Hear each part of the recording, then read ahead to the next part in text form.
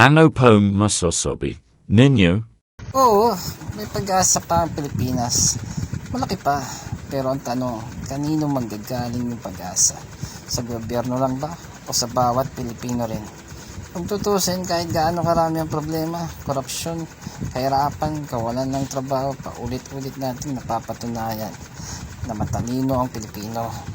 Ang dami nating kababayan na kahit walang koneksyon o pera, umaangat dahil sa sipag, diskarte at malasakit sa kapwa. Ang tunay na pag-asa ng bansa ay nagsisimula kapag ang tao ay mulat at di na basta nabibili ng boto. Pinapanagot ang mga tiwali at tulong-tulong sa kapwa. To the future and the world around them, voices